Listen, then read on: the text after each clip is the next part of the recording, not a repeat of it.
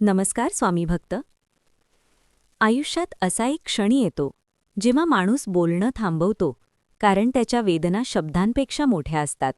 लोक विचारतात काय झालं, पण कुणालाही आतला अंधार दिसत नाही. अशाच वेळी एका अदृश्य शक्तीने हात धरला आणि त्या हाताचं नाव होतं स्वामी समर्थ. प्रकट दिन म्हणजे फक्त तारीख नाही, तो आहे एका दिव्य उपस्थितीचा अनुभव. ज्या दिवशी श्रद्धेला आकार मिळाला, ज्या दिवशी निराधाराला आधार मिळाला, त्या दिवशी एक संदेश जगाला मिळाला: तू एकटा नाहीस. आज आपण धावत आहोत, पण समाधान हरवलंय. पैसा आहे, पण शांती नाही. लोक आहेत, पण समजून घेणारा नाही. कधीकधी मन इतकं थकतं की उठण्याची ताकदही राहत नाही.